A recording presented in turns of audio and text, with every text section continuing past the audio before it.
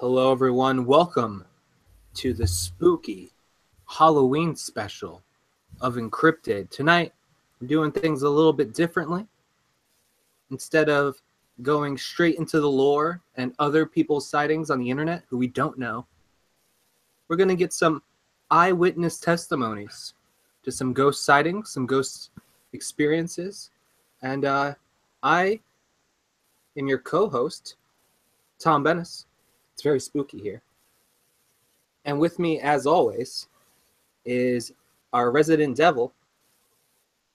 What's going on, guys? Excited for this episode. Been waiting for it for a while. Got my spooky lighting going on, my candle flicker, so I'm ready to go.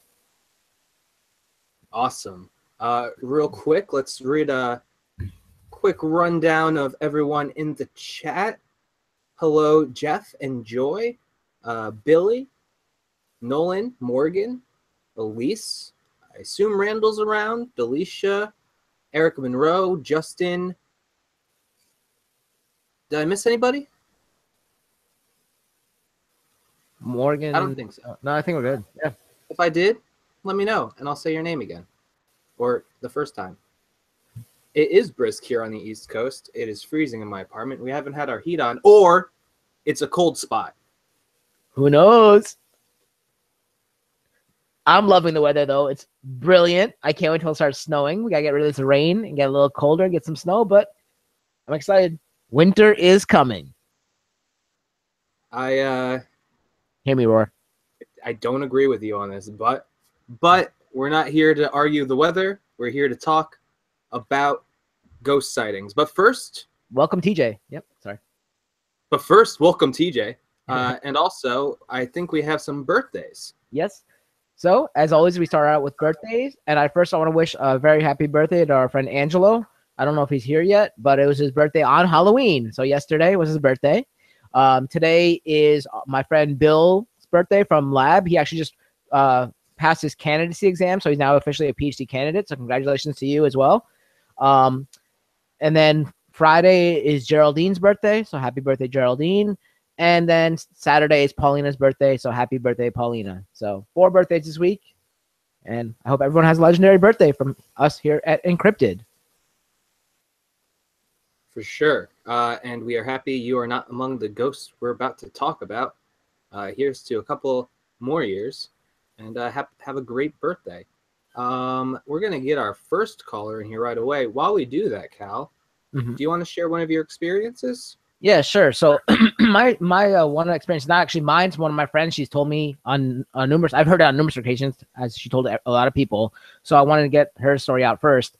Her little sister was visited by their great grandmother's ghost on several occasions. She didn't know who it was. It was just she said a woman who came to visit her every night, and she had all these details about the family that the daughter's mother didn't even know. So like, it was pretty crazy that she had all these facts, and she would tell her mother about this woman who visited her, and then they figured out that it was the ghost of the great grandmother. And there's no way that this girl could have known these details, because the mother didn't even know the details. They had to actually go to the grandmother to ask, hey, is this true and all this? And they're like, yeah, that's completely true. So it's pretty crazy that all those details lined up. And she's always like, oh, she just comes and her friend Pat dropped her off because she can't drive. And she didn't know that her great-grandmother couldn't drive. And then her grandmother confirmed it, that the great-grandmother couldn't drive and all that. So it's pretty nuts that like all these facts lined up. And this was a little girl, and she visited her until like she became like in middle school, I think, or whatever it was. But it was for a long time. It's interesting. Well, welcome, Tom Z, actually.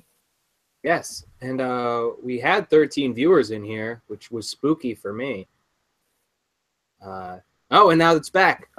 13 viewers. All right. Hopefully this goes well. Oh, welcome, Morgan. Our favorite British horror host. Morgan, hey, buddy. Hello. So, we understand you have some spooky encounters to talk about. I have one fairly intense encounter to talk about. First of all, I'd like to say thanks for having me on enCRYPTID. Oh, no problem. It's welcome. Because this is great. But yes, my Well, whether it's my experience or more my mother's and my brother's is a question that you'll have to answer yourselves when I tell you this story. But in 2013, my family was in Salem, Massachusetts, a obviously renowned, scary sort of New England town. Obviously, most famous for its witches and vampires and whatnot. But no, so my dad thought it would be wonderful to book us into a haunted inn. And me being me, I was like, yeah, let's do this, obviously. I'm not too sure how keen my mum and my brother were on doing this, but so basically the story behind this haunted inn, or the supposed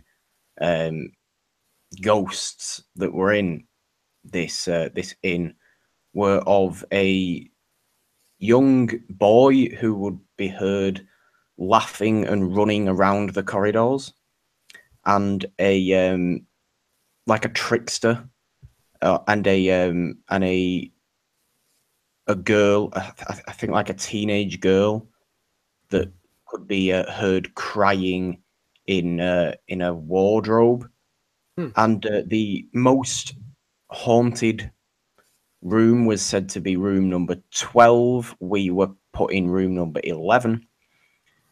The inn really, but the room was like in that very old style. It was very dated, but in that sort of nice way that you want it to be if you're staying in a supposed haunted place. I was, and the layout of this room was basically, there was 2 rooms to it, and each room had a bed. I was in one of the rooms completely alone for that night in the dark, with all sorts of uneasy shadows all over the walls, and in this big exorcist style bed. And the other 3 were in the other room. My brother was that scared about staying in a haunted inn that we had to put towels over every mirror in the room. That's funny. Which just hyped me up more. But that was intense. But in the middle of the night, I hear a blood curdling scream coming from that room, from my mother. Oh. And then very, very quickly followed by my brother as well, who had just woken up instantly from the scream that my mother put out, convinced she had been touched on the arm in her sleep by the young boy who was supposedly a mischievous spirit. And I've never seen my brother quite so terrified. He could not sleep the rest of the night. He woke up cold sweating and rocking, and would not look at anything but his own feet. Just on this bed, I remember, and I'm on my own in the next room. Obviously, all this wakes me up. I'm thinking, what the hell is going on in there? Because there's all sorts of shadows, like I said, going on in my room, so I'm like a bit on edge as well. But this, I only wish I could actually convey just how loud and frightening this scream was that my mother let out. My mum seemed fine after it. So I don't know, but yeah, I think mixed up with the fact that it was in Salem, it was in a haunted inn, and just the terror that I've never seen on a human being's face before.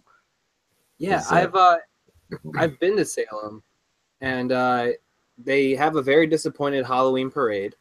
I don't it's no one's fault. I didn't know this until very recently, but Salem was actually very low in witch counts in like the area, but for some reason, like it gets all of the tourist like publicity and stuff like that.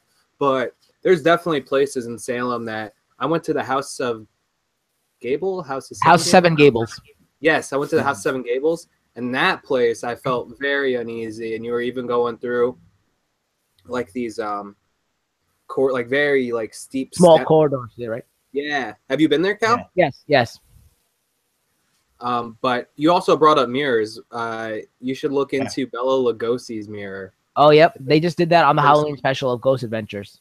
Yeah, we just watched that. I can't believe he touched Annabelle. Oh, yeah, I know. And you saw the heat signature he left on it, right? So that's great. Kimber killed it. What has happened?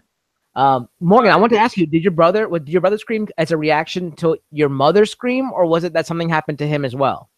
As a reaction. But then my brother was just convinced that something had happened, and he seriously, the terror on his face was enough to make my blood turn cold, to be dramatic about it. Wow. So then everyone woke up from that scream, huh? Everyone woke up. I'm surprised the entire street didn't wake up, to be honest. But speaking, you guys are talking about mirrors. Justin and Chad talking about the mirror. I heard him mention on the other show, on his show, the Digital Dice podcast, that about the mirror that he has, where you actually see people in it depending on which angle you're looking from. So that's kind of cool. I wonder if he'll share that. I remember him talking about that on the podcast too. That was cool. Mirrors are always been creepy, so it's interesting that you guys did that. Morgan, your family did that. Yeah, I mean, I don't know what his problem was with the mirrors. Nobody else had a problem with the mirrors, but I don't know. In a place like that, anything could happen. Oh, man. Sure. Well, thank you so much for joining us and sharing your story. Did you want to plug anything quickly before you go? Yeah, no, absolutely. Like I said, thanks for having me on. I will say that a new episode of the Enlightenment Hour and of Horror House went up earlier this week. So go and check them out on my channel. Follow me on Twitter at the Purple Don, and I am thinking about doing some like reading, or like bringing out like a series of readings of like ghost stories and old sort of nice gothic weird stuff. So if people are interested in that, let me know and what I should read. Well, I can already tell you we're interested. That's good then. I'm happy about that. Thank you so much, Morgan. No problem at all. Thanks for having me. I know it's late over there. Haunting hour almost, huh? Oh, no. Okay, so Justin is up now, and then we got Ashley on deck. I haven't seen Ashley in here yet, but if Ashley's not here in time, Delisha, you're up after Justin. And then TJ.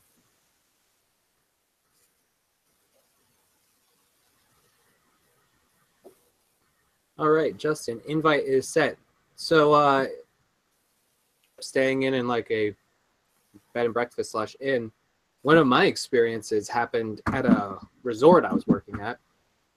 I was actually a security guard. Oh, Kimber's here. Greetings. Hello. Hey, Justin. So I was a security guard, and we had a problem with the clubhouse. I don't know why I use quotes. That's what we called it. And the alarms would go off all the time, despite no one going in there. And so, at a certain point, we're like, okay, there's obviously something wrong with the alarm, and so they turned it off. So they kept one restaurant open late, and we were down there, and all these receipts started printing out, and they were receipts from the clubhouse, which can't do unless you're in the clubhouse printing orders and stuff like that.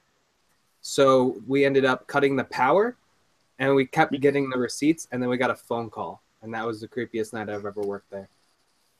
That is certainly spooky. Who was a phone call from? Just the clubhouse.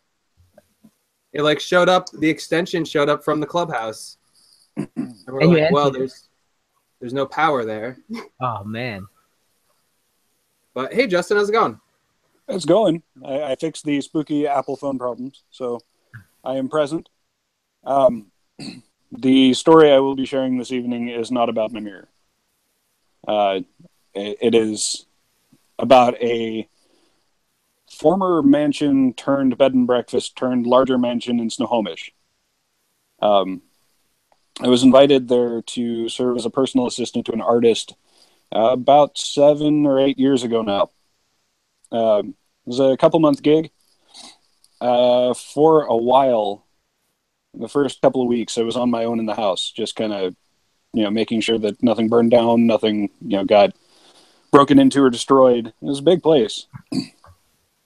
Plenty of time to explore and just kind of get settled in, and not a lot happened then. I mean, it didn't strike me as spooky, but it had a feel to it, and that feel turned out to be validated later. Let's see, about week 4, I had gone out to get food. I'd come back with takeaway, and I had set myself up in a corner room in the oldest wing of the house. It had a good vantage point on the driveway, so I could kind of just keep an eye on things. No furniture, though. It was just a bed and an empty space with the carpeting and windows. So sat up against the floor, and I could smoke indoors, which was great. Had my cigarette, had my food, settled in, and started hearing footsteps come down the hallway. Now, I knew I was the only person there. I knew I was definitely alone, and the house was rigged up with alarms, so nobody else could have gotten in unless they had bypassed them somehow. So I have my burger in my hands, and I'm listening to these footsteps come down the hallway. And they're getting closer to the open doorway, and I set my food down, and I'm having to think really hard about what I'm going to do now, because if this is a person, I'm, obviously having to deal with home intruder. If this is something else, it's not necessarily something I'm wanting to see while I'm eating my food. So as I'm sitting and waiting, the footsteps stop just on the other side of the door. So if the door frame is here and the open space is here, whatever this is has stopped here. And I very calmly say, look, I don't know what this is. I don't know if you're a person. If you are, just leave.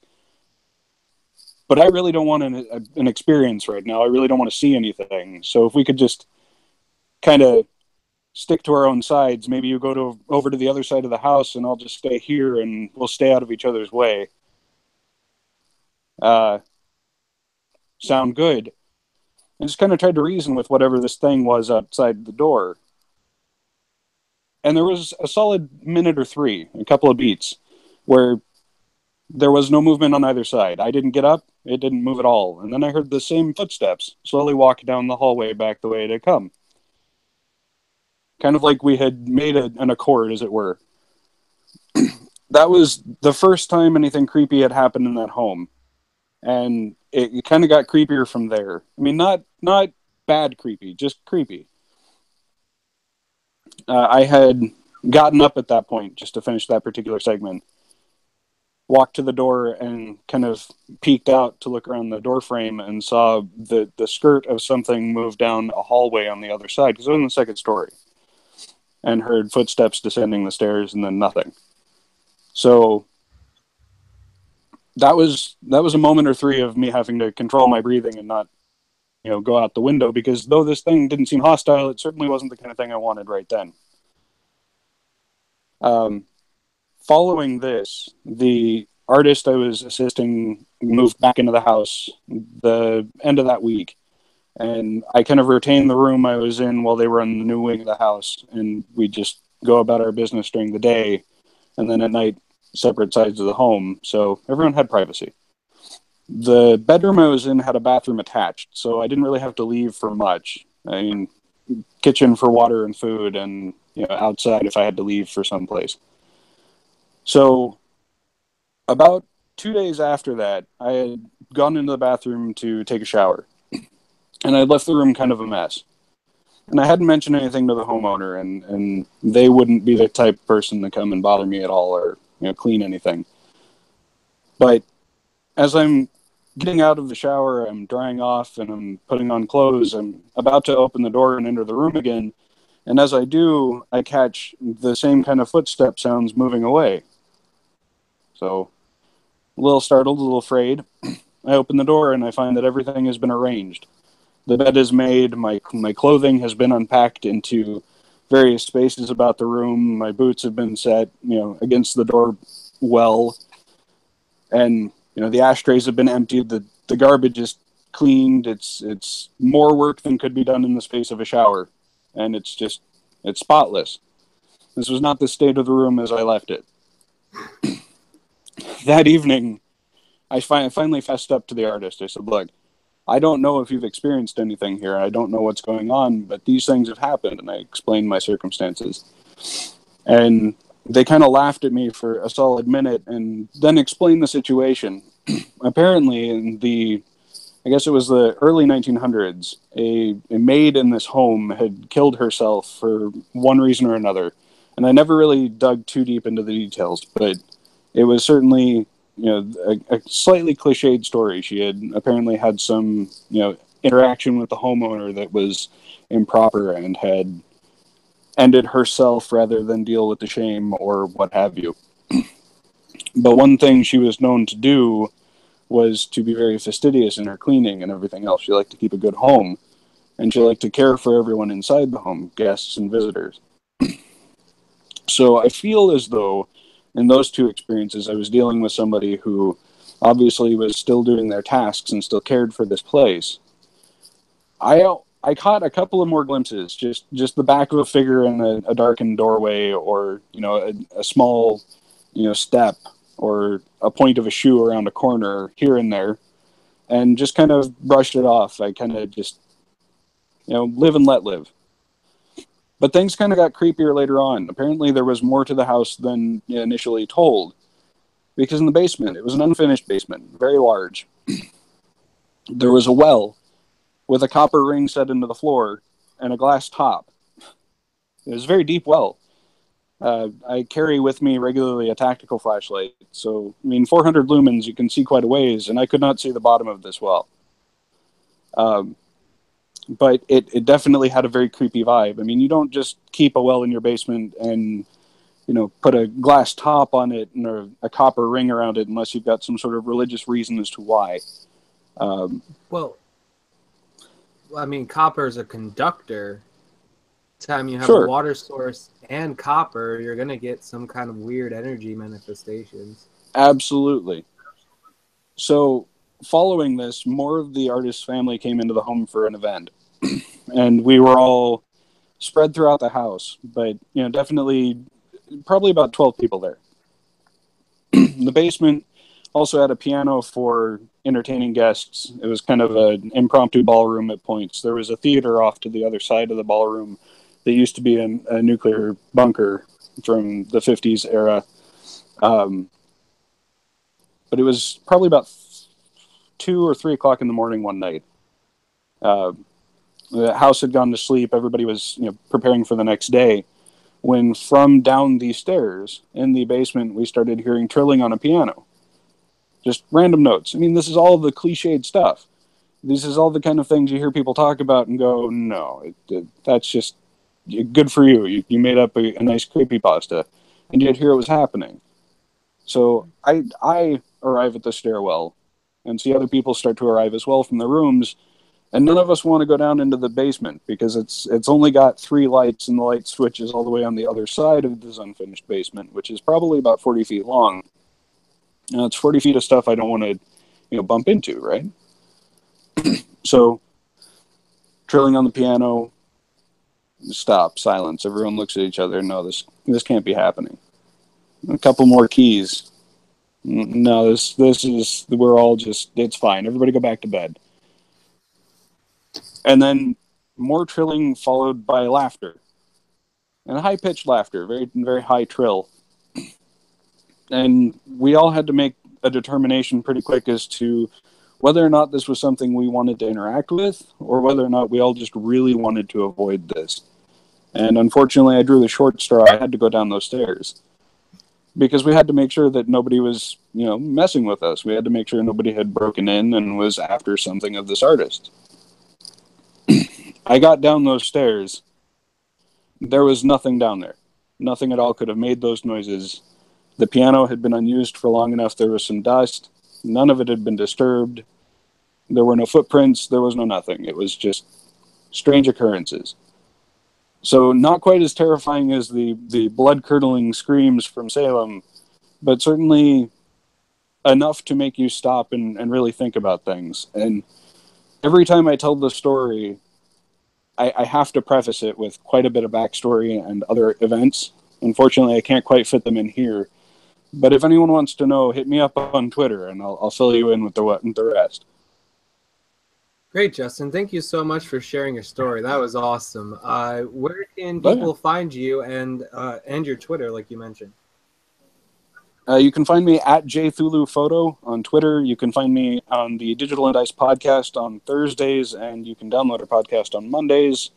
We have some other projects in the work coming up, and we'll be announcing them in other places. So, and then I add that the rocking chair really adds to the story as well. Yeah, it's an inheritance from my grandfather. That's another couple of stories I could tell there. Oh, wow.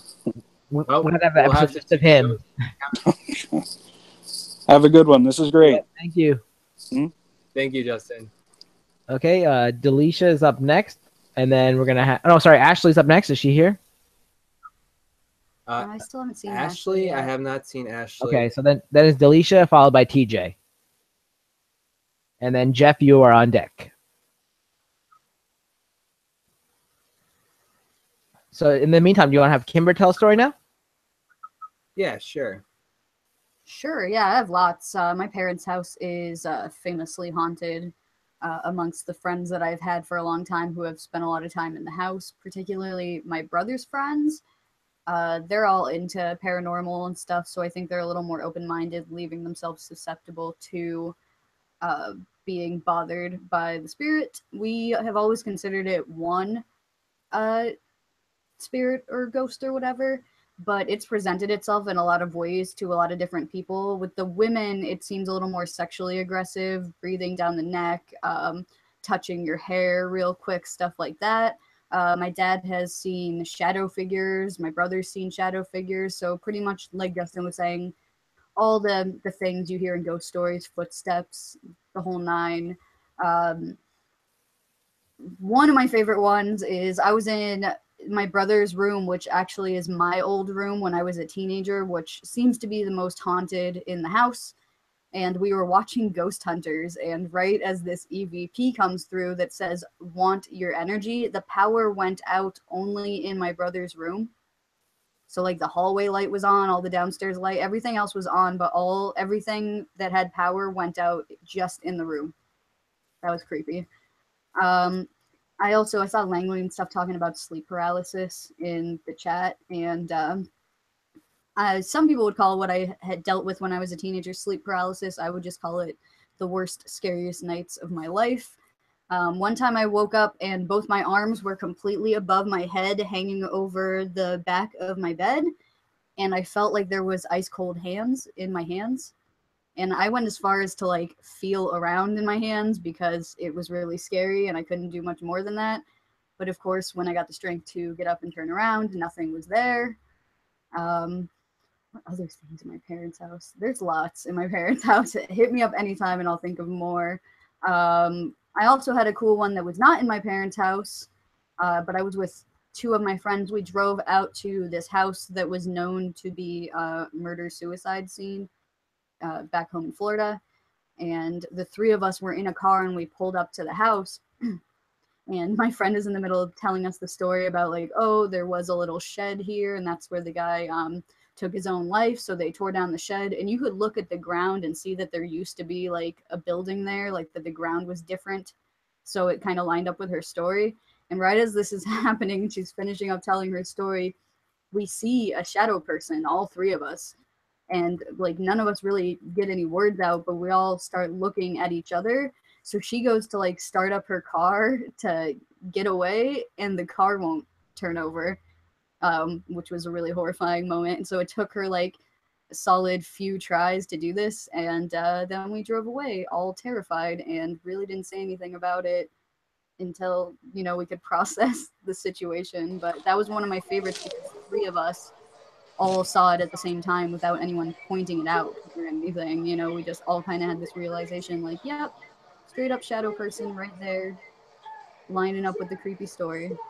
So yeah, those are a couple. Those are some good ones. Hey, Delisha, how's it going? Hey, Come on, Delisha. can you hear me? Yeah, we can hear you great. Okay, good.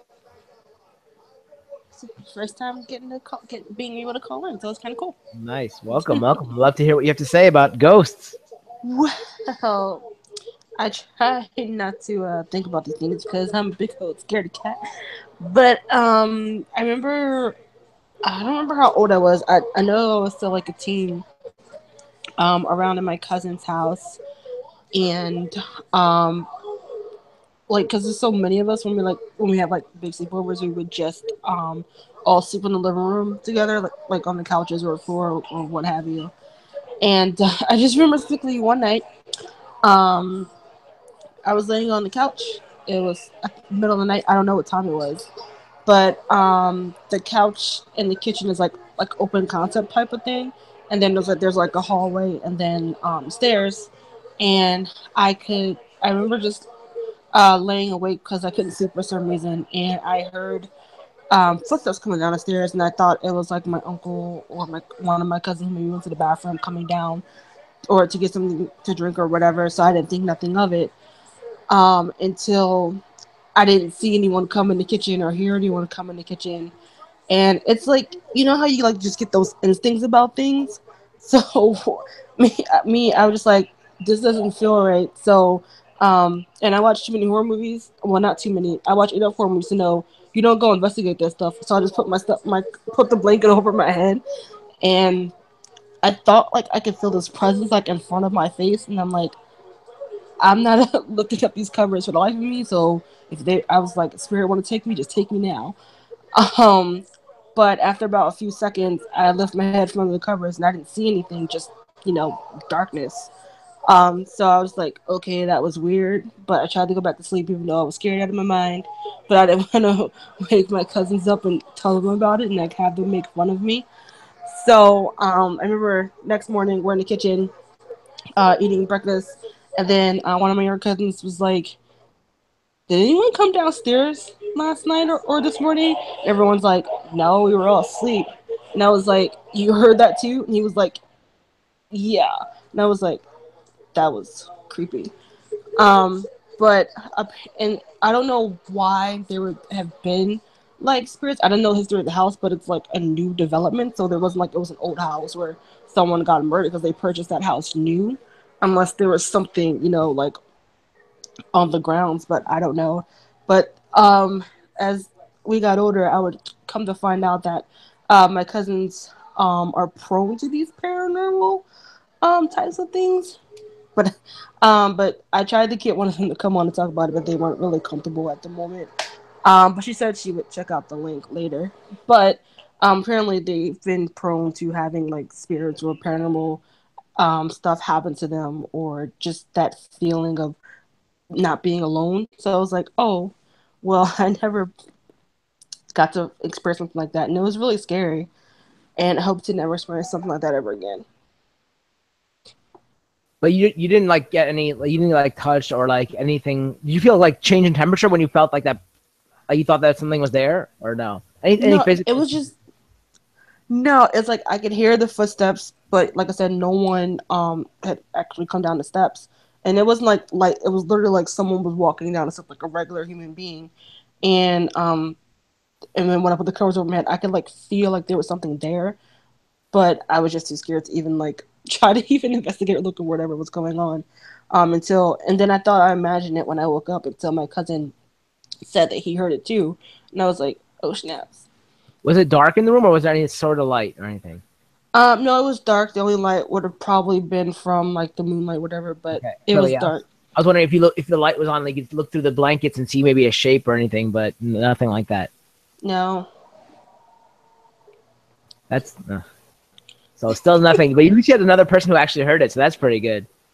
Yeah, and no, that's scary because I'm like, I wish I'd imagined it. Yeah, you gotta like those scares, once in a while. No.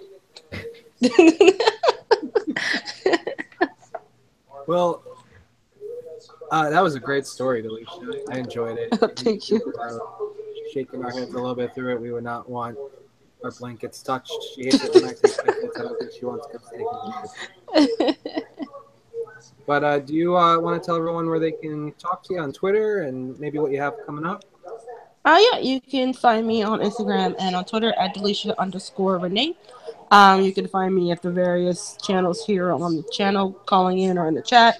And you can also find me writing articles every now and then for the Ache Panel website on WordPress. Thank you so much. We'll talk Thanks, to you. guys. Thanks. All right, guys. Have a good night. You too. All right. Unfortunately, Ashley can't call in, so TJ's next, followed by Jeff and then Eric. I thought of another creepy thing that used to happen in my parents' house. So, the family who lived there before us had a daughter who was deaf, so they installed a doorbell that didn't ring like a doorbell. It would flash the lights. And when my parents moved in, they didn't really need the doorbell to flash the lights, so they actually removed the whole doorbell installation. We did not have a doorbell, and that doorbell would go off randomly, like an audible doorbell noise in my parents' house whenever it felt like it. And it seemed to get worse when my parents bought a dog. I swear it was like just messing with the dog. But yeah, so there was no doorbell at my parents' house, yet a doorbell would go off. I had that at my house too, but we had a doorbell, but there was no one there. And I went in and thinking my sister was messing around, and her friend were like cowered in their room, scared. I had a sleep. Everyone in the chat was talking about sleep paralysis and stuff like that. I had an instance when I was at school, and I dreamt that I was like in the urinal, and something touched my back. It's like, you have to wake up. And like I felt the five fingers on my back in my dream, right? And they're like, you have to wake up. You have to wake up. And I woke up, and I was laying on my stomach, and I felt 5 fingers on my back, distinct fingers on my back, pushing me down. And I looked over at my roommate, like, and I tried to say his name, like, to wake him up and see what was on my back behind me. And I couldn't say anything. I couldn't move or do anything. I was just being held down, and I was trying to shout to him, and I couldn't do it. And then eventually, like, I was able to make a noise, like this grunt, and like that kind of got me out of my paralysis. And I was too scared to still turn around and look what was behind me because I didn't feel the fingers anymore. Hey, what's up, everybody? Yeah. What's going on? Jeff, we're gonna call you right after. Yep, sorry about that, Jeff. We're gonna call you right after, Jeff. Yeah, so I felt that after I felt those fingers, like, and I was able to move. I didn't want to look behind me though. Yeah, After that those sounds fingers kind of walked like away. my story, a little bit similar. Hey, TJ.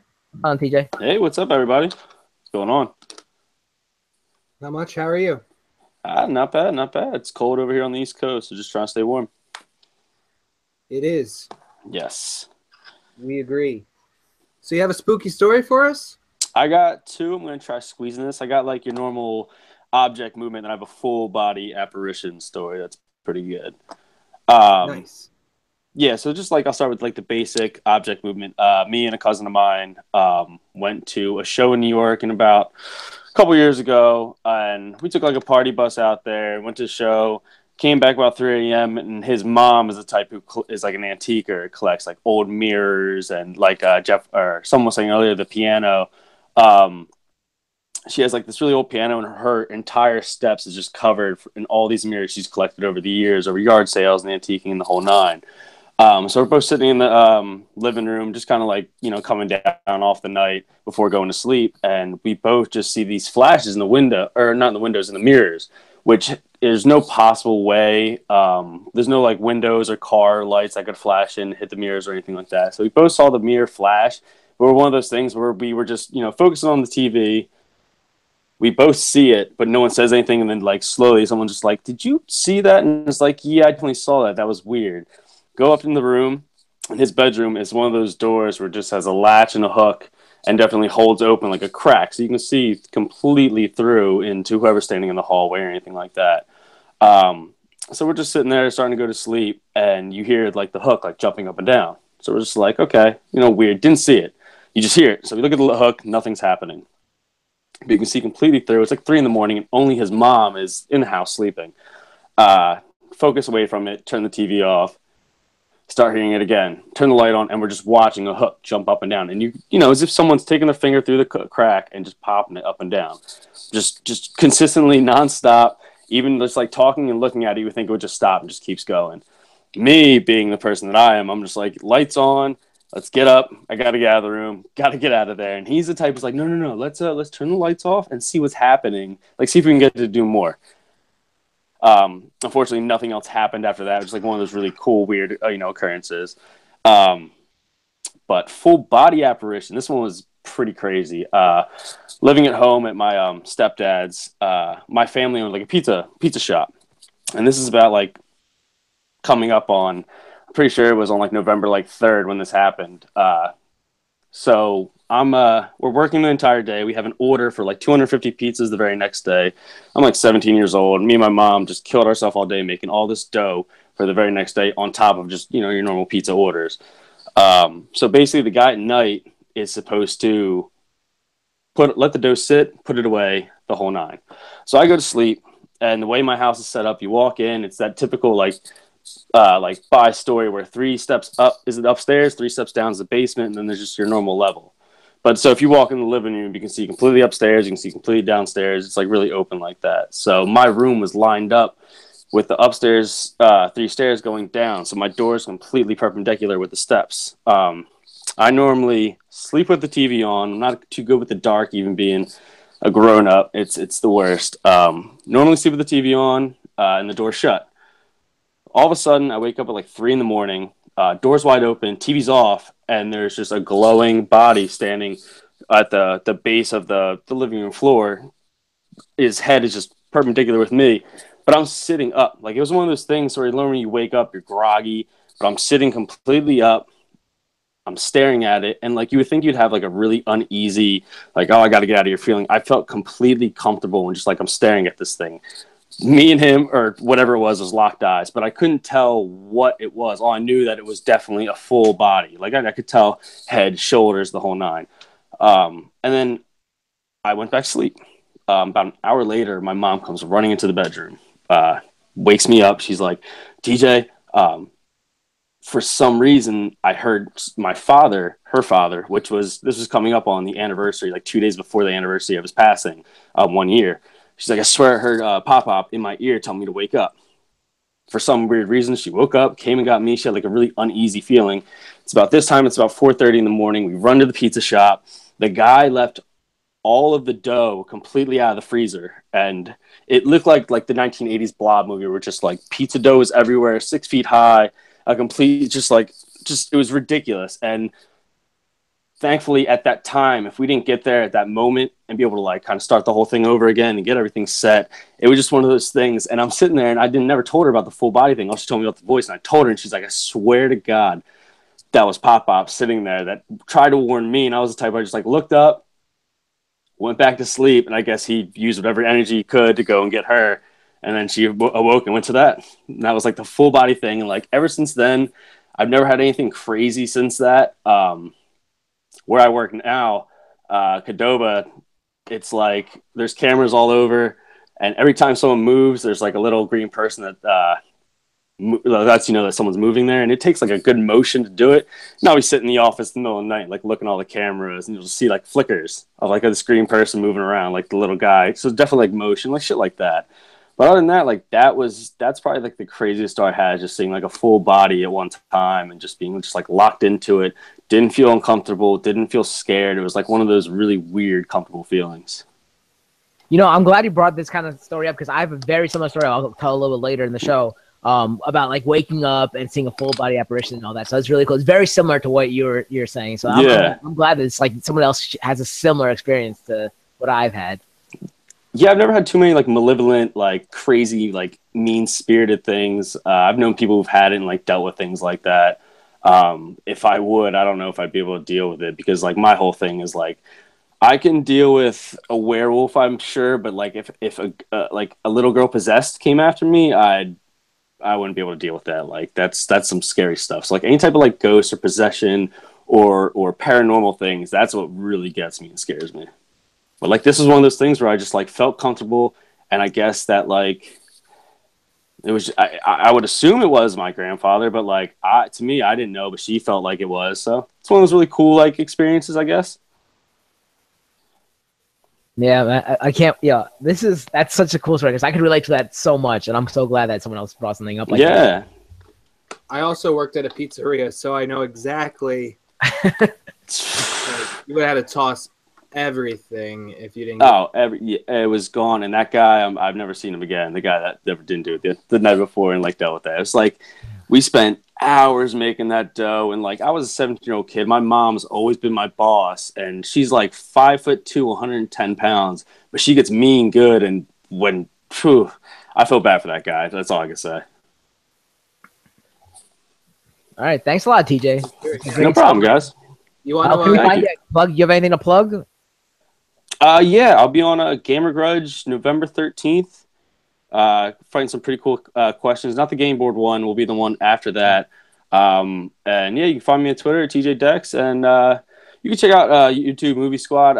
As of right now, we're just I'm kind of just paused, figuring out some new material, and then see what I can get out there. Sounds good, man. Thanks, guys. Thanks for having me. Yeah, thank you. No problem. Talk to you soon. Have a good one. All right. All right, so Jeff is next. Jeff is on right now, followed by Eric, and then Billy. All right, Jeff. Here, go ahead and click that link. Sorry for cutting you off last time. We're just trying to keep it focused on one person at a time so we can give them all of our attention. We're getting some cool stories tonight. Yeah. Even in the chat's blowing up with a lot of good stories too. If you let's see how long it takes Jeff to get in here because it's kind of a lengthy story. It's not like I had like a personal encounter, but it's also kind of like one of those like town like ghost stories. You know what I mean? So So when I was a kid, I'd have to walk past this hotel to go buy milk and stuff. And on the 4th floor, I saw it once or twice. This girl just staring out the window. Is this the hotel we were just at? Did you get sent? I was gonna put but it's new owners and everything like that, and I don't want to kind of like blast their spot because it seems like they're trying to do some cool stuff there. We were there for a Halloween party. We were just there about a few days ago. But so we walk by and or I walk by anyway. Years later, I end up doing a play there outside of high school. And I meet the owner of the place. I'm like, oh, I've never seen anyone up on the 4th floor except this one person a few times. And it's like, oh, the 4th floor is closed. It's like it was supposed to be under renovation, but we never finished. And then he told me the story about a girl who was shot there like in the late 1800s. And after that, the place kind of like up there kind of just went to crap. I don't know if he was blaming the ghost or he just didn't want to admit he didn't want to fix up the 4th floor. But regardless, one of the girls that I was actually performing with, she was very nice, and she ended up working there years later. And the guy who I talked to, who owned the bar, was showing her an antique gun. And she hated guns all of her life. And she walks away from it. He points it at her, says, bang, and the antique gun fires. It wasn't supposed to be loaded. It fires and kills her. So, like, this place is just weird. And we were there the other night. We didn't have any experiences, but it was pretty busy. It was definitely weird. It was weird. Jeff is having trouble with the link. He's not letting him in, he says. That's weird. There was a haunted ghost that kept trying to blow my skirt up every time I went down the stairs. That was the door. That was not we debunked that pretty quick. Let me try. We're going to try again, Jeff. But keep in mind, we got Eric next, and then Billy. And then we have the duo of Randall and Elise calling in, followed by Candace, and then our new friends, Spirit Encounters UK. You're after Candace. Yeah, and then I think Mark may be interested after that. Mark Davies. Yeah, Mark maybe after Spirit Encounters. That'll be 13. Everyone for hanging out and listening to everyone's stories. It's a lot of fun. I hope it doesn't just kick him out. I hope it doesn't like ban him. Ban him. We might have the same issue with Spirit Encounters too. Try that again, Jeff.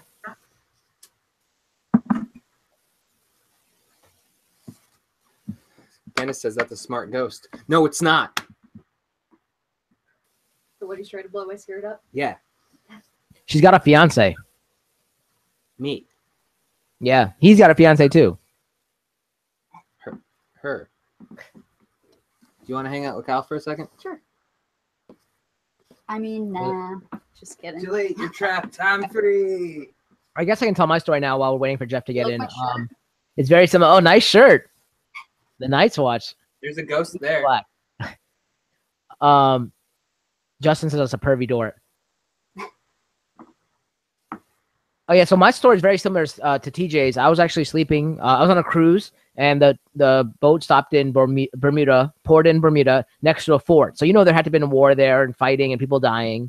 So in my dream, I had something happen to my friend who was with me on the cruise, and she was sleeping next to me, and I had something like happen to her in the dream. So I got worried, and I woke up to see if she's okay. So I look at her, and she's fine. And but then like I see like this silvery mist standing above her next to the to the bed, and I'm like, what is that? Like, is that like light coming in from the balcony? I'm like, is that light? So I look around, there's like no light source, and I reach over her to see what it is, and all of a sudden, like it's like in the silhouette of a person. All of a sudden, like an arm comes up, so like the silhouette of an arm, like the shadowy figure, the silver mist had an arm and touched her on the head. And I don't really get scared often, but I jump back and I'm like, oh my god, what is that? I screamed so loud that she woke up, and she's like, I hate you for waking me up. And when I heard her talk, I looked down and I looked back up, and it's gone. And then I kind of was like, what's going on? Like I like kept looking around for like where it went, and nothing was, I couldn't see anything. And I'm like, all right, I'm just gonna go back to sleep, I guess. And I didn't tell her what happened. The next morning, she wakes up and she goes like, I have no energy in my head. Like I feel like I have no energy in my head. I hadn't told her what had happened yet. And turns out that she, that's where the ghost or whatever it was touched her. And they had to take energy to manifest. So I feel like it took energy from her head just to manifest there. And she completely believed me. She's like, I never heard you ever that scared, and I had no energy in my head either. So like, it was pretty nuts. I hadn't told her about the ghost until after she told me she had no energy. And all that. Jeff's having trouble. Yeah. He's not. I'm gonna see if I can input his email instead of using the link. Yeah, we're gonna send you a link to your email, Jeff. Try doing it that way, the old-fashioned way. We might have the same problem with Spirit Encounters UK, so we might need your email too as well. Which is fine. We probably want your email to begin with, so we can be pen pals. So it's very similar to TJ's story, where we're seeing a misty figure, like a full body apparition in front of me. I couldn't believe it. It was crazy. That was like one of my best stories. Like another quick one is like we were doing. My friend claims he has the ghost in his apartment, so we did like we used our Mel meters and did an investigation, and we did isolation sessions sitting in the tub because that's where they had the most activity. And I didn't get anything, or my other friend didn't get anything, but my friend Raj was sitting there and he says, "Can you give me something to alert me to your presence?" And then we don't hear anything, but we review the tape, and when he asked that, you hear like on the tape, like you hear EVP. So it was pretty crazy, and no one was there. Like it was just him alone in that room, complete isolation, and he gave time in between questions. So that was pretty cool that we picked it up. And I tried to find it on my phone, but I can't find it. Yeah, I think EVPs are so cool. Yeah, they are. I got my brother some ghost hunting like equipment like that, like cheap version, but the best I could get at the time. And my brother used to play with it all the time in the house because it's such a creepy house my parents live in. I feel like it hasn't been as bad since we've gotten older. I feel like it's like creepy in the way that it was more interested when I was young. You know what I'm saying? A little Yeah. creepy. Unfortunately, yeah. I feel like I wanted to do that when we came up to your place this past Sunday, but unfortunately the weather was bad because I know Tom wanted to show me around the cemetery and stuff. But I couldn't get the equipment either for my friend because he wasn't around. He lives kind of far away, so. Yeah, that is a shame because we have a beautiful old graveyard very close to here. Yeah, I saw pictures when Morgan came to visit, so that was cool. Jeff, did the invite work? Justin's saying EVPs bug him, so that's pretty crazy. Maybe if you can't get him in, you might want to put somebody in. Yeah, so if we can't get Jeff in, Eric Monroe's next. Then Billy. And then Randall and Elise together, and then Candace, and then our new friend Spirit Encounters. So let's have Eric come in. If Jeff does manage to come in, we'll just mute him, Yep. and so we can keep him on the call. Sound good? Yep. Eric, go ahead and click that link. You should have no problem because I haven't kicked you out of the room. Yeah, Morgan's talking about how beautiful the graveyard is. What's like the oldest I thought ones that we saw? 1870 was the oldest born. 1870. I thought they were older than that. Maybe, I don't know. I didn't look at every single one. Yeah, they're just like really old. Like there's a newer section of And the then there's a corner. graveyard, and then you go into this other corner, and they have really old headstones. And Like a huge obelisk for no reason. like some of them you have to get pretty close to them too because they're so like weathered that it's hard to read. Like they haven't been cleaned in a long time, you know, so they have like patina on them. But it's really different out there. There's nothing that old in Florida where I'm from, so it's really neat to see all the history in that graveyard.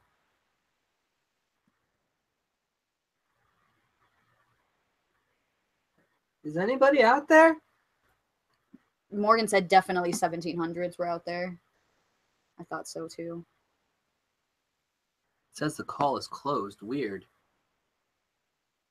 Never done that before.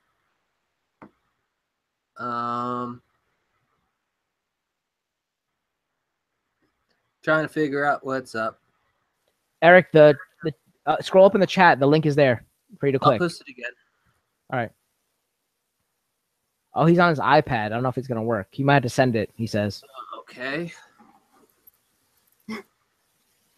So Jeff, if you hear me, I'm saying try closing down your browser or your app, whatever you're using, and then open it again and try opening YouTube again, and we'll send you the link again and see if it works. It might just have to recycle through the cookies and all that, whatever it's called. I don't know, the internet jumbo, but you know, just try closing your app and or browser and then opening again, and let us know when you're back.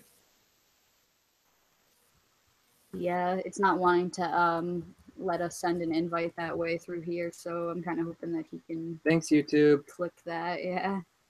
I'm gonna see if I can pull up me and Eric's past conversations. Get his email back. Do you have any more stories, Cal, in the meantime? I think that was it. Like when I was younger, like I knocked on the wall in my room because it was connected to my grandmother's room, and it knocked back the same pattern. And I did it again and knocked back the same pattern. So then I went to go like talk to my grandmother about it. So I ran to the room, but she wasn't in there, and no one was in there. So then I ran to the kitchen. I asked my mom and my grandmother, like, "Were you just in like grandmother's room, like grandma's room, and like knocking back?" They're like, "No, we've been sitting here for the last like 45 minutes." So like something was knocking back the same pattern that I knocked on the wall. But I've never had any other like encounters. Like sometimes I hear footsteps and stuff, but I think it's just the old house creaking and stuff. But that time it was distinctly. I went and went back to me, and like whatever pattern I did, it did. So it was pretty crazy.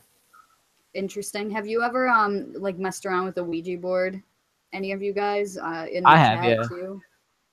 And what do you think? Like, do you think there's any validity to that being a gateway for?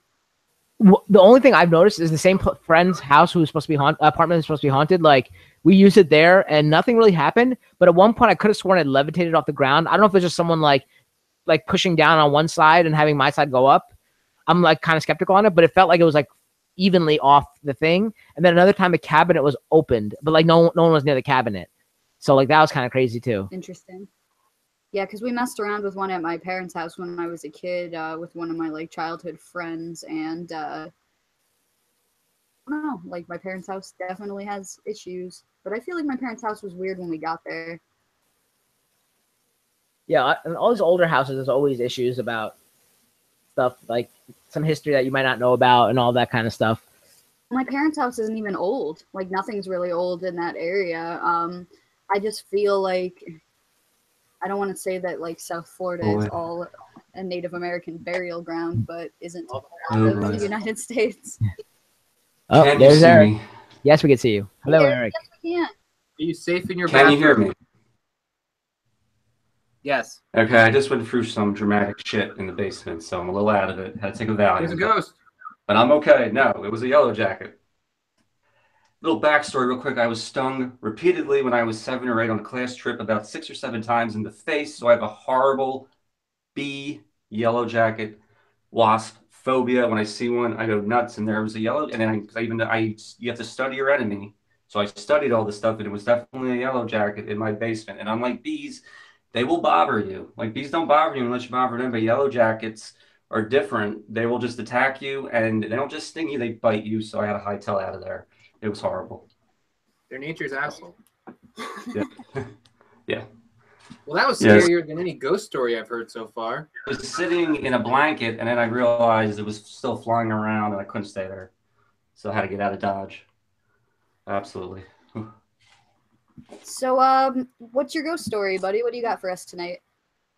Okay, mine's kind of short. It's not long, but definitely was an encounter. It's a little like TJ. So, me, my buddy, and my sister were playing Bloody Mary, the Bloody Mary game. We're in our bathroom. Now, kind of like TJ, where my bathroom is, there's no way for any light to get in from outside. The lights are off. There's no cars passing by. Nothing. Okay. So we're playing the game. I do believe in Bloody Mary. I do believe in Bloody Mary. Around like the fifth, sixth time, a light did flash from the mirror. It hit the ceiling. And I said, what the hell was that? My friend said, I don't know. I'm getting out of here. And we ran out screaming crazy because we kind of took that as a sign. You guys okay? Yeah, Oh, just making sure. Okay. you're fine. So we kind of took that as a sign that we had opened a door. That she was coming. The Bloody Mary was coming, and we had opened this door, but none of us wanted to stick around to find out. So maybe if we would have stayed, maybe she would have appeared. Now, I do live in the house. This happened. I've never played the Bloody Mary game since. I've been too afraid, but maybe if I went in the bathroom and did it, this is not the bathroom, it was the downstairs bathroom, maybe that door is still open, and maybe she would appear. Now, my poor mom sleeps in the living room. I wouldn't want the sound of me getting massacred to wake her up, but I would be willing to give it a shot one night. So that's my little brief encounter. I would never do that. Like that was the one thing that really scared me when I was little. So I don't think I would ever do that. And as you know, Bloody Mary was just added to the wheel of weird. So we're gonna spin it later today. So I don't know. That's something I would probably never do. That's why I have a mirror in my room, but don't you need the candle and all that too? So I'm telling you, that light came from something, and it wasn't from anything outside. And none of us had any flashlights or weren't wearing anything that this light could have flashed. So we really thought we opened the door. And like I said, maybe the door is still open. Mm-hmm. And if I'm ever brave enough to attempt to do it again, I might record it for all of you. Ooh. I would maybe record it. You might not be able to see me because it would be pitch dark, but you would be able to hear me. So, well, are you willing to do a live session? If we get that episode on Encrypted, will you be our guinea pig and do it live on air? You know what? I would probably be down to do it. Oh man! So if the wheel hits this, you're saying that you're gonna do it. I will do it. Yes. On your own free will, Eric Monroe. Koch. That's Koch 200. You're willing to do it. I give you my word of honor. Oh God! There it is. Everyone heard it. Everyone heard it. You'll get a live session of me seeing if the door to Bloody Mary is still open. Oh boy, very well might be. We might just have to rig the wheel just for this, but no, we won't. But could yeah, have like a live murder like on screen if she appears. She's probably pissed. So she's been waiting a long time. By the way, I was 10 years old when we played, so it was 1993. So that's a long time. But then our subscribers will go up so much, and we'll get so many views. Think about that. It's for anything to help the cause. I do like that thinking. Anything to help the cause. I'm a team player. We'll have Delisha. Delisha lives nearby you. We'll have her on call to be there. There we go. She'll probably be scared underneath her blanket, but still. I mean, we'll be on call. We'll have the address if anything goes down. Yeah. We'll just get some paranormal people to that house immediately because our buddy's in trouble. Mary got him. Yep, so that's my one little story encounter. I don't really have any more. I'm still waiting for the ghost of Stannis to go up and tell me he appreciates my loyalty, But we'll see if that ever happens. That's if he's even dead, right, buddy? That's true. Until the series finale, I am not going to... Until we see the body. He's better than any ghost we've talked about tonight, sir. Wait, what'd you say? All right. I said he's okay. deader than any of the ghosts that we've talked about tonight. Sorry, buddy. So where can we find Okay. Eric? You can, of course, find me on Twitter at mmkoch. That's Koch200. And I'm excited to call in. I should be able to call in tomorrow for your Stranger Things recap, which I have some thoughts about. So good seeing you fine people, Yes. as always.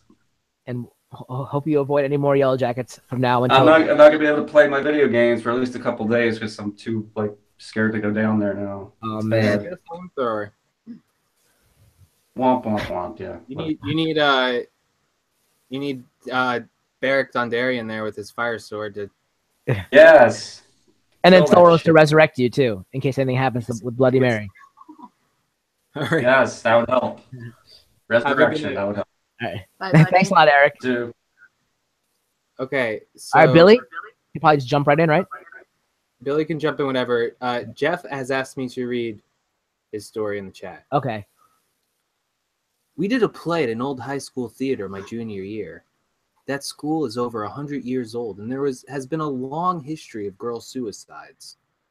After a performance one night, my friend and I were alone, closing the stage up, when we heard a girl say we should leave. Hello. Oh, Hi. just a second, buddy. We Okay. turned and saw her in the side of the stage. When we moved toward her, she was gone. We freaked out and just left. If he's in a bathroom now, he said it's more than prerequisite Requisite. 3 times. Sorry. I was just adding Justin's little tidbit onto the end there. Hey, Billy, how's it going? It's going well. It's going well. You sixth sense in us right now? Maybe. Well- I like to enhance the mood. It's working. Good. And consider me enhanced. What's your Now, story, Billy? wait. If we pull that blanket off you, is Misha Barton going to be there vomiting? I don't know. That's from Sixth Sense. I don't know if anybody. I know. No, I know. I know. All right, go ahead. That part was always weird. But yeah, I got 3 short stories. 2 of them have to involve the Scottish play. I don't call it by its real name for a very good reason. Even outside of the theater, I always call it the Scottish play. And I did this play as well. I was not the main character, but I was part of the supporting cast. And well, I was part of a theater group, and we were doing Shakespeare. And the first story is we were renting an old theater, and it was in pretty good condition. Nothing really happened there. But then one of my friends, Ray, decided to say the name of said play in the theater. Now, the common myth is that once you say it, a curse will happen. Well, a curse did happen to him because a couple days later during rehearsals, we just hear this door just slam, just like it's a really loud slam. And we thought that it was just somebody coming in, but nobody was there. And we all just looked at each other and we were kind of freaking out. We're like, oh my God. Nice job, Ray. And also unintentional Ghostbusters joke there. But that is the first story of it. It's a very short one. But the second one is the actress, who is my friend Amber. She played Lady Macbeth. Almost said it. The wife of the said character. And well, in the curse, typically whoever plays that character, usually bad shit happens to them. Like, there have been reports of people getting their legs broken and all this stuff. I'm not making this up. And I wasn't accusing you, no, man. I know. I'm just trying to. You added to it. It's good. I take my ghost stories very seriously. Well, one day we were all in, and it was like nearly time to go, and then suddenly it just gets like super cold for whatever reason. and like it got so cold that we could actually see our breath, and we thought there was something wrong with like the thermostat or something, but it turned out no, the thermostat was fine, and we were all definitely freaking out then. Just I didn't know what to say. I believed in ghosts from that moment onward.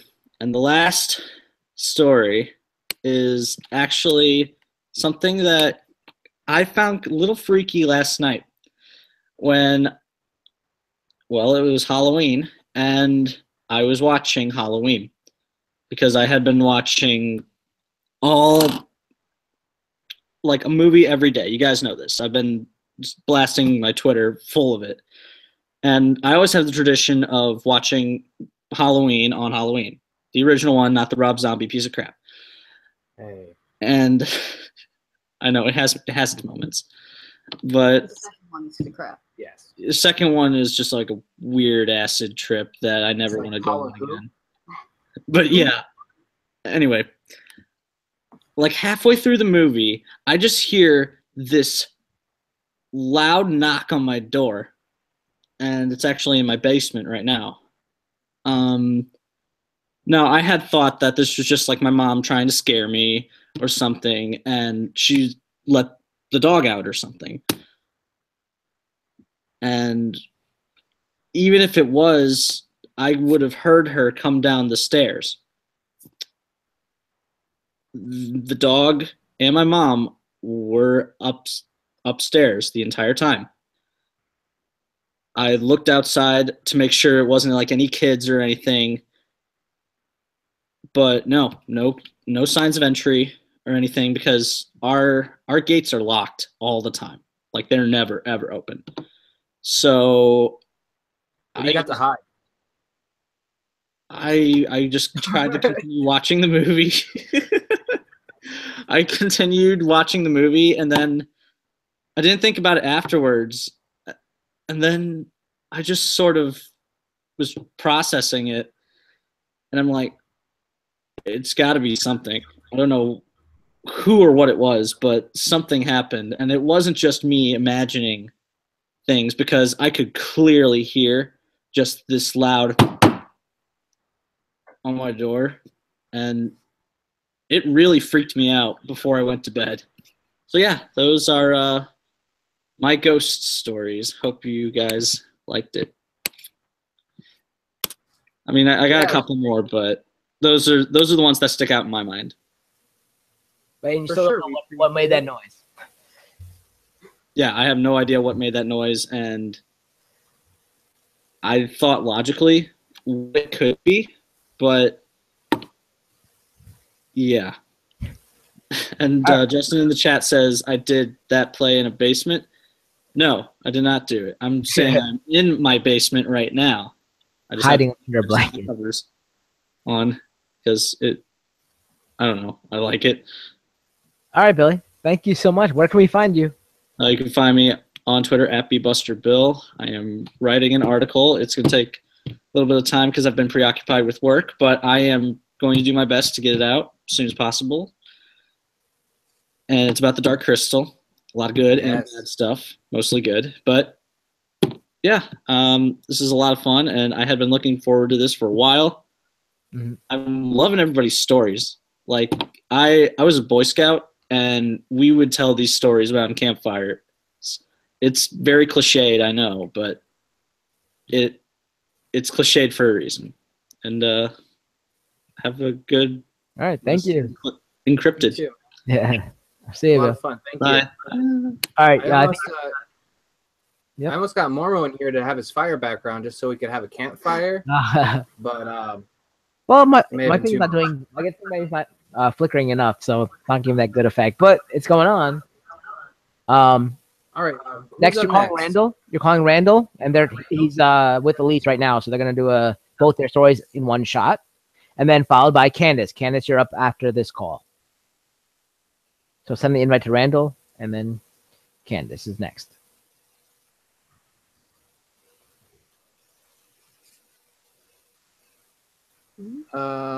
Alicia's worried that she won't be able to sleep tonight after all these. Oh, too spooky.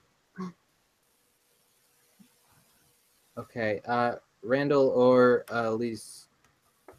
That not that. Oops. That would have been Eric's email. You don't need that. You need this. And if that doesn't work, I need your email because YouTube hates us for some reason. It really does.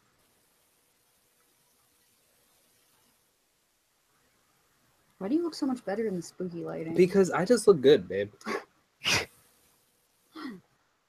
Did you not see the millions of fans I had with the sexy cat costume? I did. You should check our Twitters to see my sexy cat costume if you haven't seen it yet. By the way, that's at Odd Shape Panel, or you can see or talk to Kimber at Kimberbatch _OSP. We'll say it again later, but this is just some filler. You want to hear about my not ghost story? Sure. So I was a little kid. Yep. And then Randall showed up. There it is. Boo. Hey. What's going on? Hey everyone, how's it going? I'm Good. tired. I just woke up. Well, let's try to spook you awake. Okay, let's do this. So I'll go first. My ghost story is actually about my younger brother who happened to die when I was in high school. So we had a bunch of creepy, spooky, haunting type stuff happen with that. And there was one night where I was up in my room, and my room was in the attic, so we had 2 rooms and then a hallway to the stairs. So after my brother died, we moved all of his stuff into that other room and just shut the door. So one night I was up late by myself and my cat was asleep on my bed. My parents were asleep. And I had music on because I was crying hysterically. And at one point I started hearing some noise clash with my music. So I turned off the music, and it was one of Ben's toys that had started playing from the other room. So I thought that maybe it was like the cat or something, but she was still asleep. And so it played a full song. And when it was done, I kind of just looked around and said, Ben. And it played another full song. So then after that, I asked, I said, I miss you, I love you. And it played 2 notes. And then that was it. So. Yeah, that's creepy. Yeah. It was kind of comforting and terrifying at the same time. But was there any significance to the song that was being played, or that anything like that? No. No, I just had music on so that nobody would hear me. So. Oh. That's pretty crazy. We used to have stuff like that happen all the time. So. Randall, would you like to go? Are you awake? Yeah, I'm awake. Let's see. I have several, but there's one that's pretty short and quick that I can do. One night I was coming home from work, and I was also driving a few friends home as well because we all worked in the same ice rink. And on the way home, we just dropped off one friend, and I was heading to my next friend's house. So it was a particularly foggy night. It was probably around midnight or so. And as we were heading back, we went down down a hill into a nice fog bank. And as I'm driving along, I saw a little kid with a tricycle in the middle of the road. And before I could hit the brakes or anything, it disappeared. And my friend, of course, there's another part of this story that I neglected to say. He didn't like listening to my music, so he took my iPod and had the headphones on and was listening to something else at the time. And so I just didn't even mention anything to it. Just kept driving along. A couple minutes passed, and he just turns to me while we're driving to his house. He's like, "Did you see that kid?" And I'm just like, "What kid?" Because I wasn't gonna admit that I was being crazy. I thought I was just hallucinating. It was midnight. I was tired, and he was. So he you was let just him like, think he was crazy. No, I don't know. We talked about it, but like he started explain to me like he was like the kid on the tricycle with the overalls that just was there and then disappeared. And I was like, yeah. See, at that point, I was just like, yeah, that's too real to be true. Like this is just weird. So it freaked me out that one night. So there was that one. There's several others, but those take a lot longer to get into. So we'll leave those for another time. I don't have it. I don't know if I have any that are. Well, I have one. Sure, you go ahead. You have another one. Before he died, my dad used to take Ben on nightly walks around our neighborhood every week or every night, and they'd collect leaves and say hi to everybody. So everyone in our neighborhood knew who Ben was. And shortly after he died, one of our neighbors came up to us and said that she had been sleeping, and all of a sudden she just woke up. She couldn't figure out why. And she looked around and she saw my brother at the end of her bed.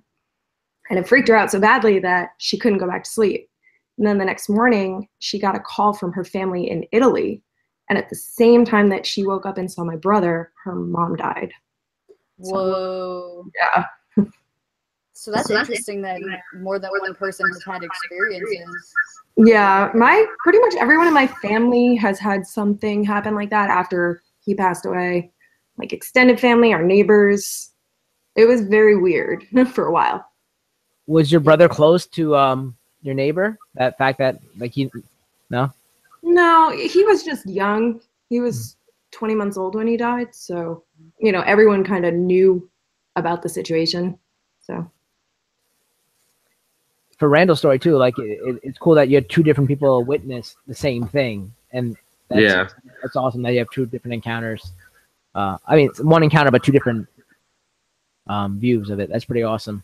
I definitely wouldn't even brought it up if you didn't say anything about it. I would just wrote it off as I'm crazy. Now it's probably a good time to mention that thing I saw on the ice that day. I guess maybe did you see it too, Randall, at the game? No, I'm kidding. Yes, that thing was crazy. It kept staring at me. Anything else before we go? Do you guys have anything? No? I think I'm good. I'm out of stories right now. So where can we find you guys? Do you have anything you're working on? I just retweet your stuff. Oh, I guess. Thank you for that. I definitely need to set aside some time so me and Tom can record some more Let's Plays. Mm-hmm. We got to get back to doing some Fallout and maybe some more Pokemon stuff as well. Right. Other than that, you can just find me on Twitter at Randall Sands. I'm Lacey2 London. And hopefully the next Ghost you see, Randall, is in Destiny when we beat the raid tomorrow in the challenge mode.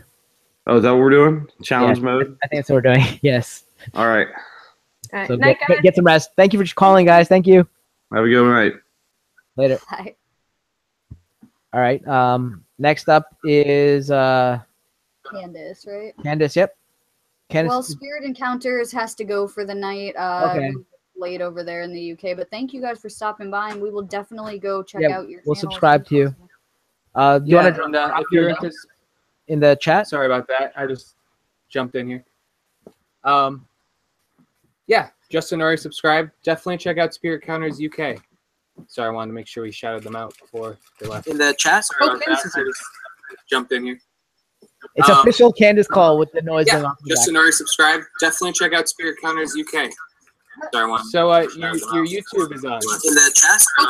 Sorry. Ghost. It's official Candace call with the noise going off. Justin already subscribed. Definitely check out Spirit Counters UK. What's going on, Candace? Hey. Every time. Yep. It's not an official call without you doing that. So how are you? Pretty good. It's twice in 1 week. I know. I know. Look at that. We're excited. Spoiled. So what's your spooky, scary story? So I actually have a bunch. I'm originally from a small suburb outside of Philadelphia. The larger area is called Bucks County, but where I'm from is called Holland. And it was like one of the earlier settlements in Pennsylvania, and like Pennsbury Manor, where like William Penn built Pennsbury Manor, and that's actually like in the area where I'm from and all that stuff. So growing up, like I had a lot of experiences with the paranormal, like across my entire class, like my school. Like it was like people had ghost encounters all the time. Like weird stuff happened all the time in my town, and people kind of just accepted it. Tons of like Native American burial grounds and things like that. There was actually a house right around the corner from mine that people would move there from out of state, and they could never keep a tenant. Like people would move in, they'd be there for, you know, a matter of weeks, sometimes, you know, a couple months, depending on, you know, how okay they were with ghosts. And then they would leave. I actually had a kid that was in my class that had a sighting there. And like he had moved in. I remember he was a new kid. I want to say they had moved in like April or May or something like that. And by November they were gone. They used to report, and everybody reported seeing the same thing. Like I knew multiple people that had lived there, and every time there was like a Native American and like a pilgrim looking woman, and there'd be a fight, and then like her husband would come in. Like it would kind of be like a staged like apparition kind of every time. Her husband would come in and try to like ward off this guy. Like it looked kind of like he was trying to like reclaim his land or whatever, and like there was a tussle, and the woman got knocked down the stairs, and then like the husband killed the Native American guy. And I remember I had to actually go to an excavation for that the cemetery that was right outside of there, and we kind of like went all over the property, and there were bones like everywhere, like all over the place. We were finding like we would, you know, like one of those like little metal rods, you tap it into the ground, and then someone comes and like digs it up to see what's under there. They found like tons and tons of bones like everywhere in that yard. And it's like human bones, like outside of the parameters of the graveyard. So like for me, like I've never been like privy to that whole skepticism that some people encounter. Like I know some people, you know, are made to feel like they're crazy or something because they've had encounters with ghosts. Like that's never happened. But for a long time, I actually had a theory that a ghost might be following me. My mom was pregnant with me, and she was living in this apartment with my dad. And my dad at the time was kind of like a party guy, and they were like really young couple, and like in their early 20s. And my dad used to love to like go out and drink and whatever. And so like one day he comes home and he's like hammered, and it's the middle of the afternoon, and my mom is like, "You're not getting in here. I don't want you in here. You're drunk. Like I'm having a baby. Like this is disgusting. Like I'm done."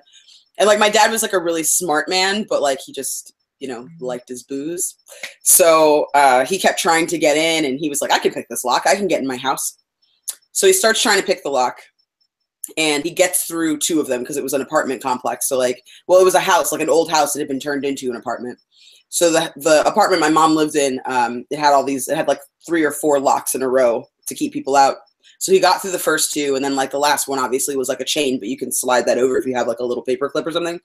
So he gets to like the 3rd lock and hears, like he has like a little like piece like slid in to try to like get the 3rd lock, and he hears the top lock like shaking. So he takes out the little piece of metal or whatever that he had, and the top 2 locks lock.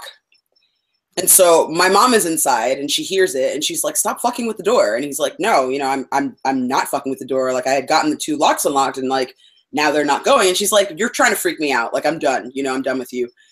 And so he keeps trying the lock, trying the locks. Every time that he would unlock a lock, another lock would relock.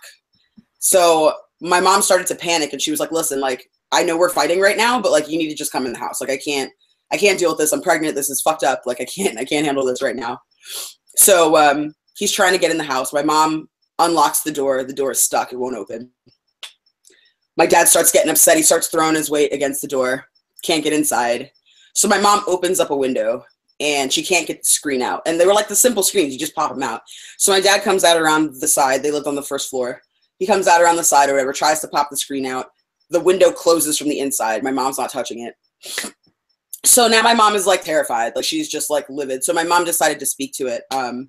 She's like, "Listen, like whatever's out there, like I need my partner right now. Like I'm really freaked out. Like I really need, you know, you to stop. Like I want him in here." And like the next time she tried to unlock the door, like the door unlocked and everything was fine.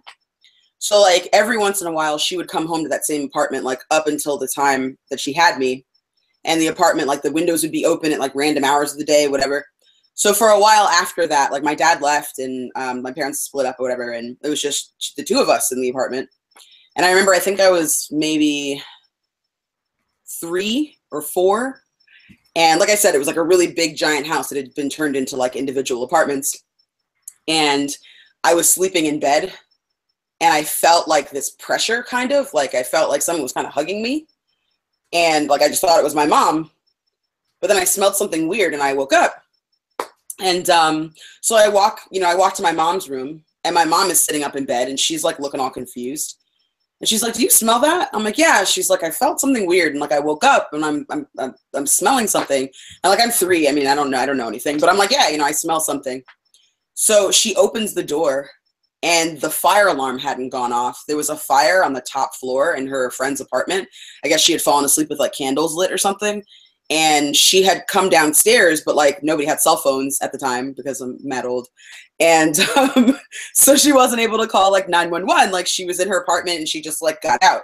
So she was upstairs like knocking on doors and stuff, not thinking it was that big of a deal. Like, oh, it's just like 1 or 2 candles.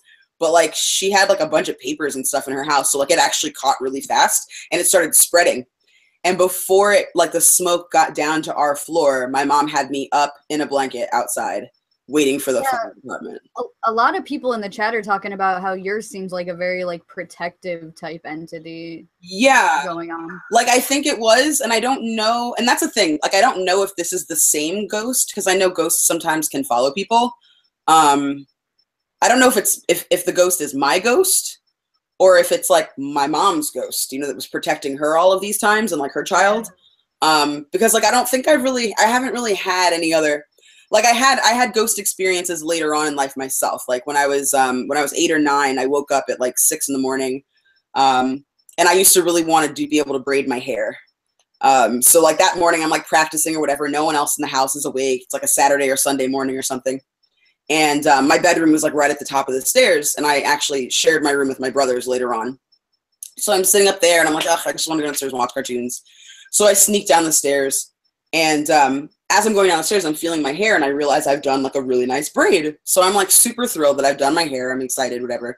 And at the bottom of the stairs was like an entertainment center and then like the living room. And then we had a sliding glass door. So there's like a little bit of light kind of trickling in, like early morning light.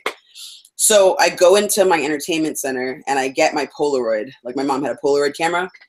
And I was like, oh, I can take a picture of this braid and show my mom because it was really loose. And I was like, this isn't going to stay. So like I wanted to, show my mom what I had done. So I take like, an early 90s selfie with my Polaroid and it comes out or whatever. And like, I'm standing there waiting for it to develop, like I'm waving it or whatever. And like, there's no sound in the house at all. Like I had a dog, like I couldn't hear my dog. I didn't know where she was. My parents were super silent. I think Nick was born at the time. My brother Nick is 8 years younger than me. So I think he was like maybe 1. And I think my mom was like pregnant or something. So like everyone was asleep. But usually there's like sounds in the house. There were always sounds in my house and there were no sounds. So I was just like, okay, there's no sounds in this house. Like, that's kind of weird. And then I felt something kind of behind me and like something just told me to get the fuck upstairs. And I hauled ass as fast as I could upstairs and closed the door behind me and like just sat up until my family woke up. So my parents woke up maybe like an hour or 2 after that. We all went downstairs and like, when you're a kid, things kind of just like, like they rub off your shoulders really quickly. Like you don't like hold on to stuff. So I get downstairs and like, I remembered the braid and I'm like, oh my gosh, where's the Polaroid? So I go and I find the Polaroid and I'm looking at it and behind me. So I had a living room and then I had a dining room and then I had like a closed in kitchen with a pass through. So you can see the pass through. So you can see into the kitchen in this picture. And in the pass-through are 2 red dots that are about eye width apart. And they're tall, like they're not like short, like, or anything like that. So I'm only 9 at the time. So like, and I was like kneeling on the ground. So like, I'm taking the picture, like, like upward, you know what I mean? So like, I looked back and there was no way, like you couldn't see the oven or anything like that from where I was sitting. And so I showed my mom and I got like really freaked out and I was very upset and like agitated. And she looked at it and she was like, oh, it's just, it's the lights in the kitchen. So years later, I find the photograph again and I'm super freaked out. And like at the time that had worked, that had like made me feel much better. And I really didn't think about it again until I came across this picture. But when I found the picture, I was like old enough to cook and be in the kitchen. So I go in the kitchen and I'm like, I don't think this is right. Like, this can't be right. Like, which light in this room is red? Like which light would have given me red, like a red glare, especially that width apart. Every light in my kitchen, like the oven, the microwave, the toaster oven, everything, all of those lights are green. None of them are red. And none of them were ever red. Like I never had appliances or anything. And I still have that picture. I couldn't find it. It's somewhere in my mom's house. But like every so often I find that picture again and it's like super duper creepy and awful. And it's like not pleasant at all. But yeah, like I told you guys my story in this apartment that I had. Like that guy walking in the back right now? Oh, no. That guy doesn't have any stories. I asked him. It was a little so creepy. scary. That was pretty scary though. That was creepy. Good job. Freaking people out. I know I was long-winded, but I have one that actually took place on Halloween if I have time. I don't know if I have time. Yeah, you have time. There's nobody else after this, right? You're the last caller, so. Okay. So I have more stories at this apartment, but I'll share those another time. But so when I was in college, I think I was a junior, either a junior or senior in college. Senior. And I was in women's studies classes. I had just added my second major, women's studies, and I was really excited about it. I was super interested in it. And I met a great group of girls. We did like an internship program together and stuff. And one of my friends, like I had been in a production of the Vagina Monologues, and like one of my friends was like, oh, you know, I'm Wiccan. I celebrate, you know, I can't remember what holiday it was that she was celebrating. I think like Ostern or something like that. And I was like, oh, I've always been really into Wicca, but my mom, you know, wouldn't allow me to have a Ouija board. She wouldn't let me have tarot cards. Like I wasn't allowed to have any of that stuff when I was a kid. And so I was like, you know, I've always been really interested, and I'm an adult now, and I can do whatever the hell I want. Like my mom is full of shit. You don't open up yourself. You don't open your body to things like that just because you're, you know, having a nice time with Wicca. So she invited me to celebrate Samhain with her and another girl in our class. And so I'm there. It's Halloween. It's All Hallows Eve. I'm super excited. Having a really great time with them. We like set up or whatever. We have like a little picnic table with like wine and all that stuff. And there's a dog next door that's barking. We were in her backyard. Like this dog like will not shut the fuck up. So we're trying to chant and we're trying to like get this thing going. And I don't know if you guys know about Samhain, but basically it's like, you know, it's All Hallows Eve, but essentially it's like when the veil between the human world and the spirit world is the thinnest. So you're supposed to pray and chant to try to get in touch with loved ones and like kind of reunite with them across the divide, kind of like Dia de los Muertos.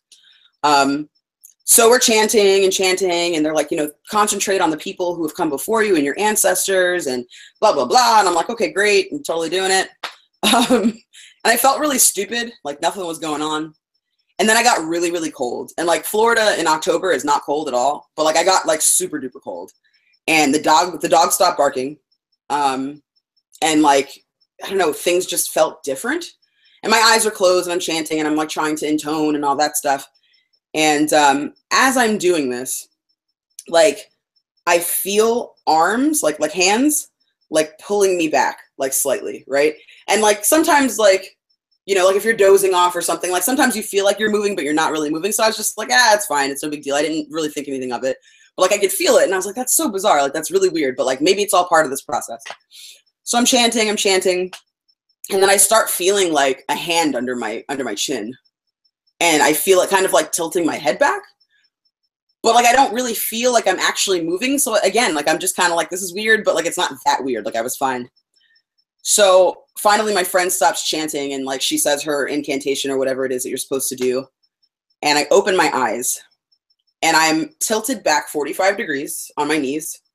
And my chin is lifted all the way up so that my head is like, my face is at the heavens. Like I can see the whole sky. And when I opened my eyes, I saw this really, really bright, like pinkish planet or star. And at first I was like, oh, it's Venus. You know, maybe that's what it is. Like, maybe this is like good fortune. Like maybe I'm going to meet someone special or whatever. Like I immediately thought that it was something positive.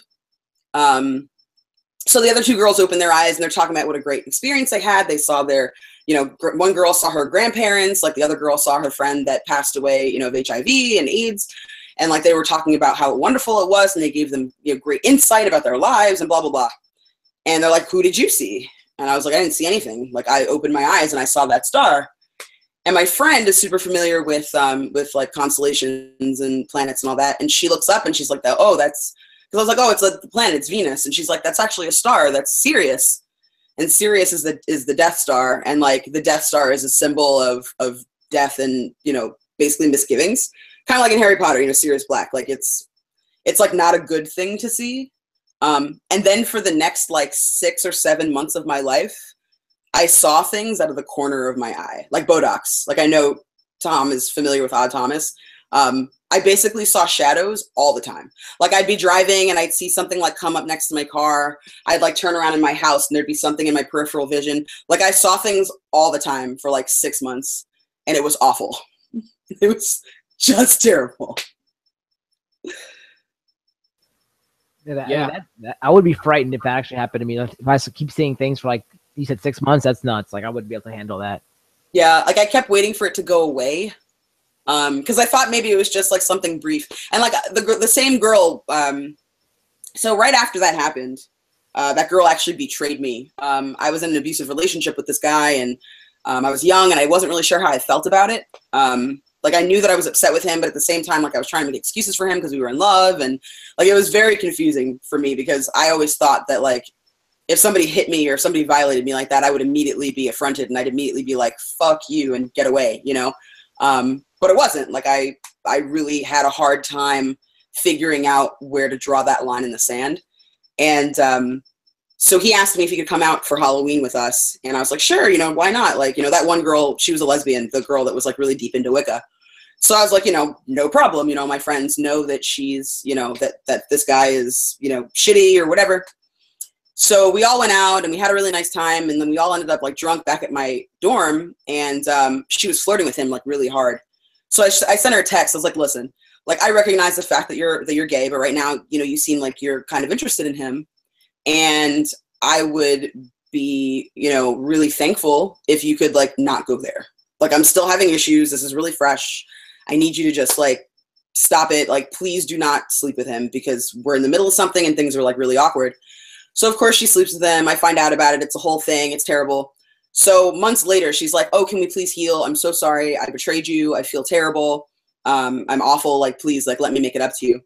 So I go with them to the spring solstice party. I can't remember what it's called, but I go there with her and with my other friend. And there's like a woman who embodies Brigitte, which is like the goddess of like knowledge and wisdom, I think. So you're supposed to go up to her and you pray with your hands in her hands, and then she says something to you that's meaningful, and then you leave. So I don't know if it was this girl or if it's just that like I have weird experiences with things, but when it was my turn to talk to her, my hands were in her hands and her eyes are always closed and she has like a veil over her face.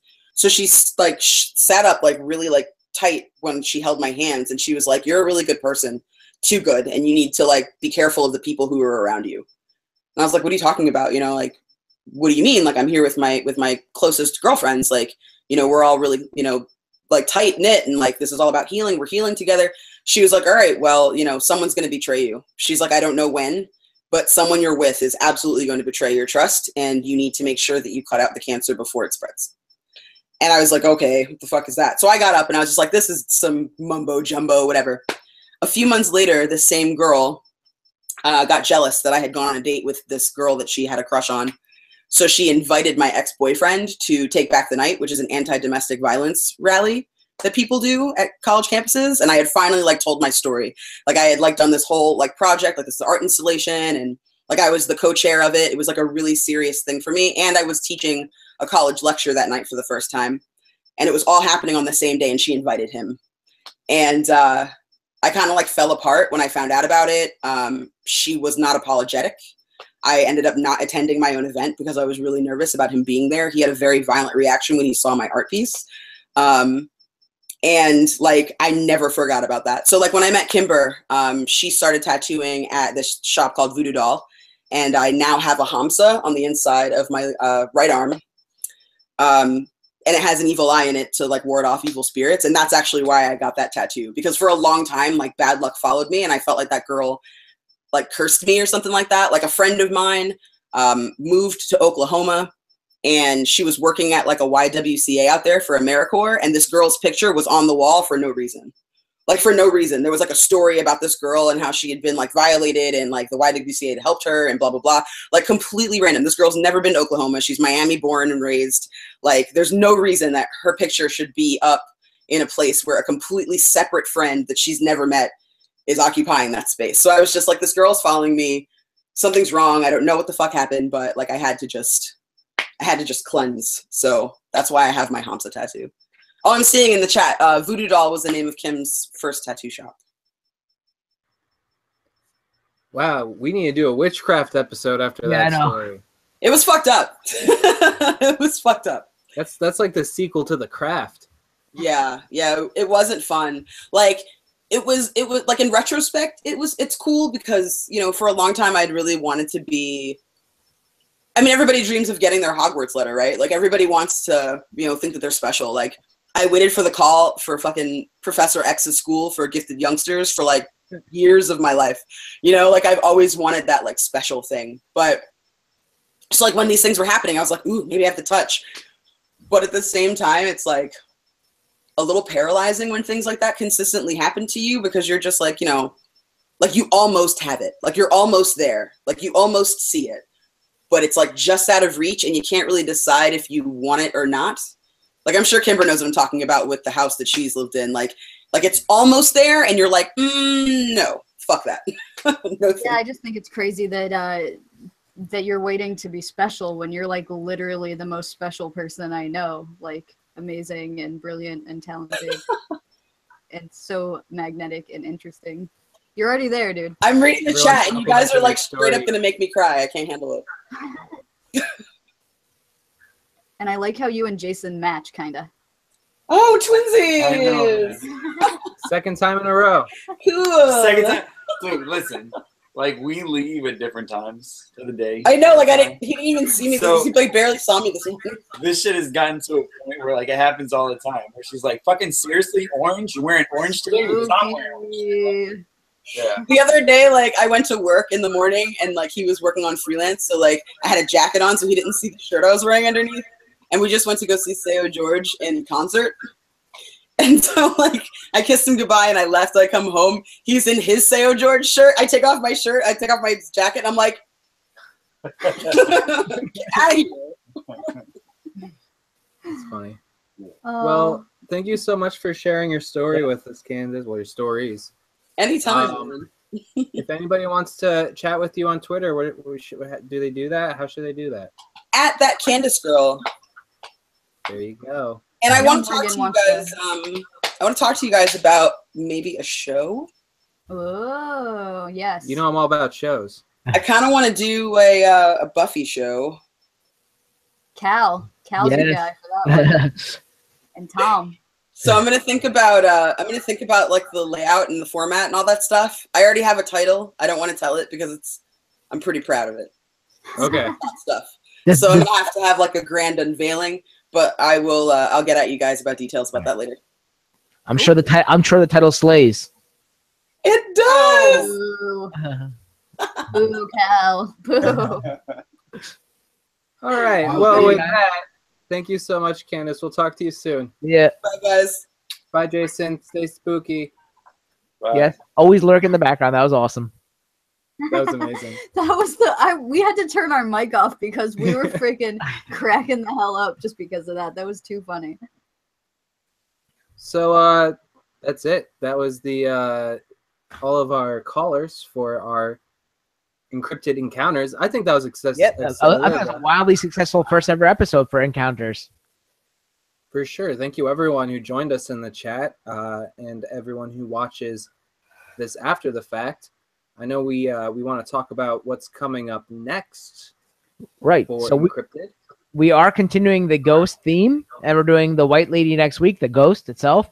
And I already saw the design for it for Cryptid Creations, and it looks really good. So I can't wait to unveil that next week.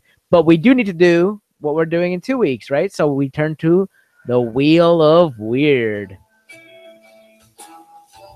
So as you know, Bloody Mary won the poll last week, and it has been added. So here goes. All right. Round and round it goes. It stopped right there. I can't. On goblins. Right? Goblins. Nice. I don't like them. I don't like goblins. So we got goblins for next week. And there Or the is a week poll. after Yep. White Yeah, so for the week after, sorry. So we do have another poll up right now to what's going to replace goblins, and it includes the Kraken. That was a suggestion, I think, by Tom Zambino.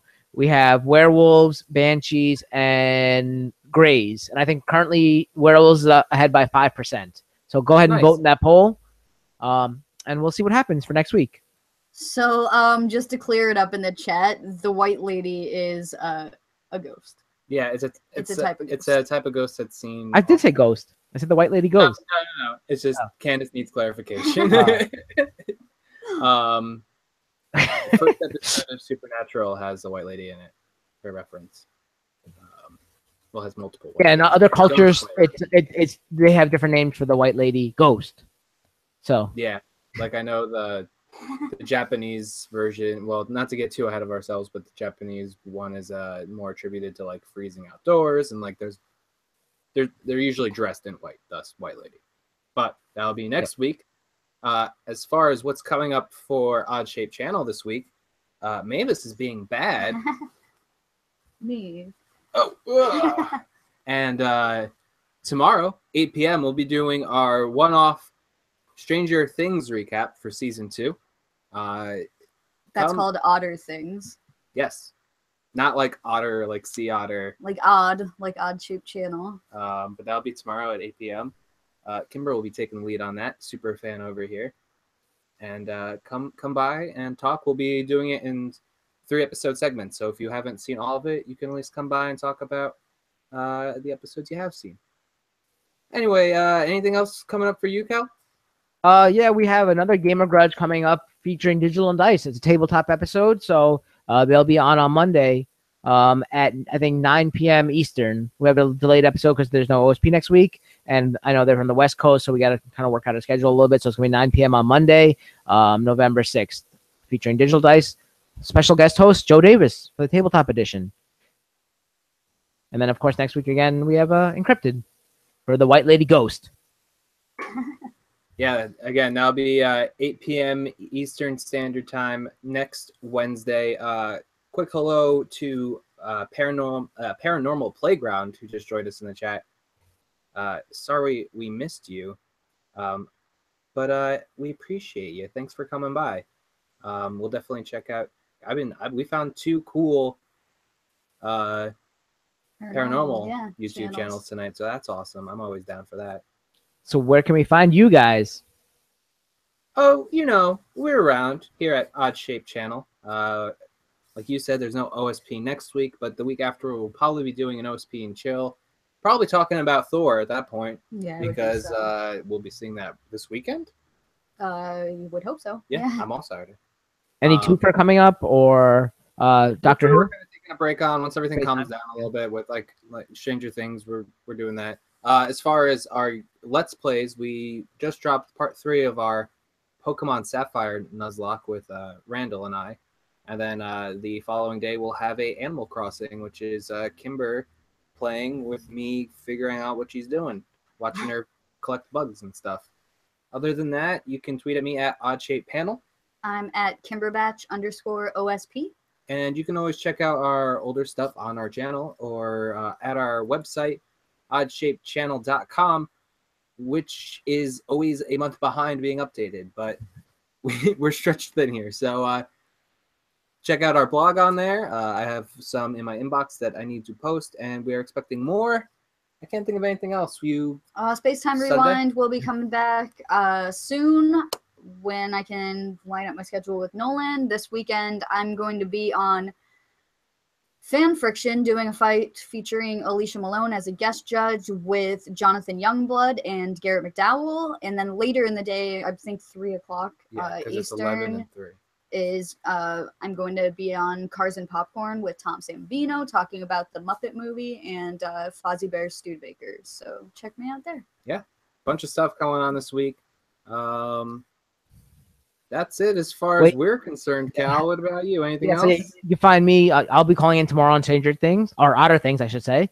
And then then next week we got Monday Gamer Grudge, tabletop edition, and then obviously encrypted. But you can always find me at Viranja Deja Vu on Twitter, and also on the YouTube channel Kingslayer. The guy with it's Jamie Lannister with the lightsaber, because I know there's a bunch of Kingslayers out there, so look for him. And you can see all the aftermath videos, because we should have another one coming up for Survivor Series soon. Awesome. Well, that's it for this special episode of encrypted. Tell us if you like this. Tweet at us, let us know, or comment if you're watching this after the fact. Like, subscribe, please. The more the merrier. The more people who watch this, the more people we can get to call in and share their own personal stories.